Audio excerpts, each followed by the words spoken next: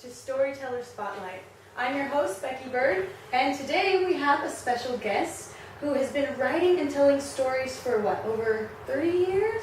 Oh, since 1973. Yeah, okay, so over almost 40 years? Yeah. Oh, yeah, I A guess little so. over 40 years. And you've written almost, 30 children's books Over now? 100. Oh, over 100? Well, I was way off there. I was lowballing you. Sorry about that. Well, she's written over 100 children's books. So please join me in welcoming Marcia K. Vaughan. And thank you so much for being here. I'm glad to be here. It's a treat. So we'll just jump right into it. How did you get into storytelling and then consequently writing books to be published? It was all unintentional. When I was really young, my parents put me in a Saturday afternoon drama class. And we learned, stage skills and creative dramatics. And I didn't realize it, but I learned a lot about dialogue from doing improvisations. So I had that as a small child. And then I was going to be a first grade teacher, and then I became an elementary school librarian.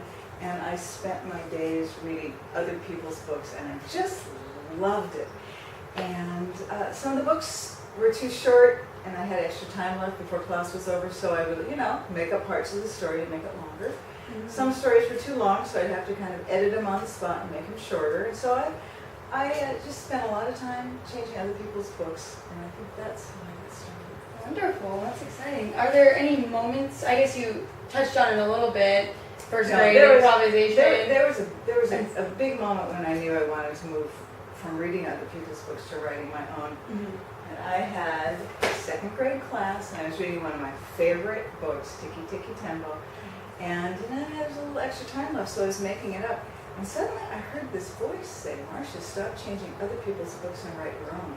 And I was just like, did anybody else hear that voice? Oh, listen to that one. Okay, I think that really is what I want to do.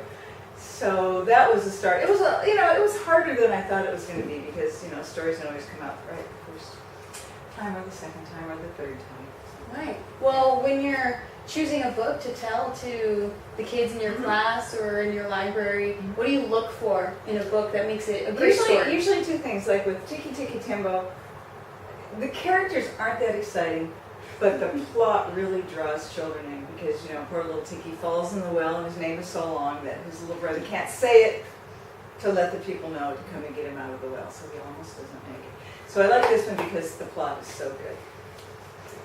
And other than that, I choose books because I like the characters. And these are two of my favorites to read. One is Wiley and the Hairy Man. This is Molly Bang's rendition. And it's, it's in the southern swamps, and you can use great language, and it's an unusual setting, and it's great to act out. And I like characters that think they're smart, but they're really foolish. So the Hairy Man is a big brute, but he's not very smart. So Wiley, outfoxes him 3 times, and he goes away forever. And Epaminondas is a little boy who never gets it right. He makes a mistake, he's corrected, you did it wrong, next time do it that way, so the next time in a different circumstance, he follows his directions and it goes wrong again. And but he's so sweet that he pulls it off. And he never does get any brighter, but it's just a wonderful, heartwarming story.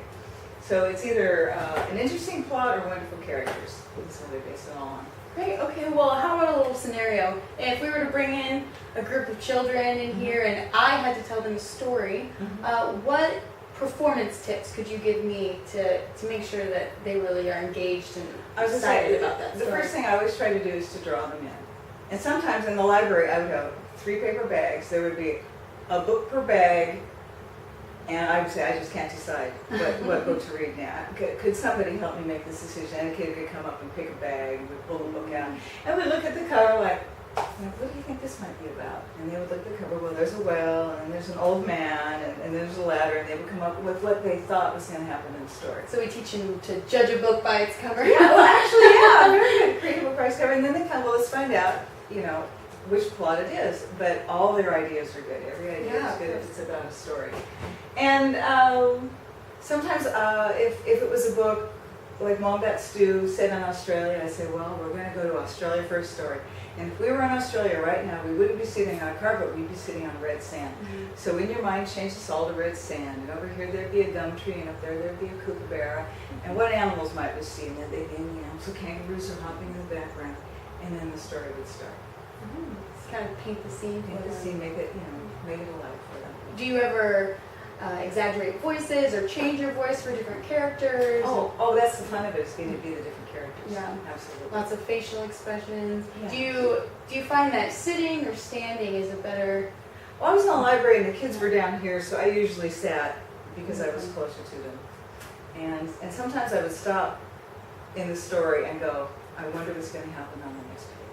So, they had to be paying some sort of attention to be able to guess which way the story might go. Yeah, that's wonderful. And sometimes they would come up with a better idea than the author had. So, I love that about kids. So when you're sitting down and you're going to tell a story from your own life or extemporaneously or just sitting down to write a story, what is your biggest challenge? okay, for sitting down and writing a story, you see, I'll have an idea, a basic plot, and then the plot could go this way, it could go that way, it could go this way. So I'm asking myself questions the whole time. If the character does this, what's going to happen after that? What's going to happen after that? This is going to be the problem. Should I solve it this way or that way? So I'm just constantly asking myself questions and picking a favorite answer.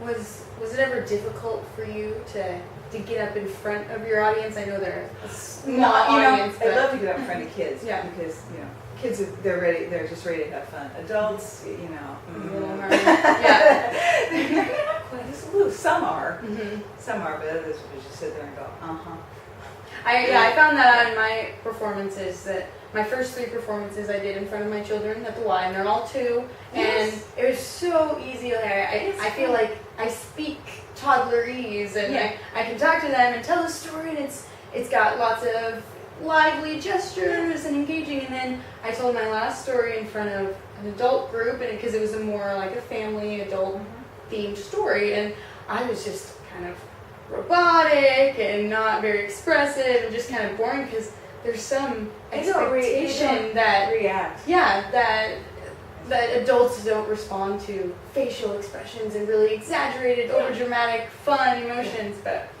that's leads me to my last question for the big finale.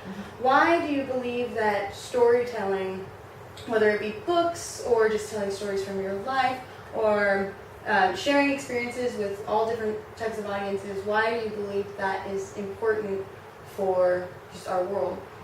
That is a big finale question, so I'll make it smaller. I just love to make literature fun. Because kids who have fun with books and stories are going to become readers, they're going to enjoy reading, and if they're good at reading, it's going to help them all the way through school and all the way through life. And they're actually, do you ever go around and occasionally you'll see a child just sitting and reading a book and go, oh, I love to see, it makes me so happy. And it's harder now with computer games as competition. So I think the more we can do to get kids excited about reading and a love of books, just the more successful and happy they will be. Great. Well, reading is fun. It's so much fun. Yes. Well, thank you. Thank you very much for sharing everything with me, and we'll see you next time.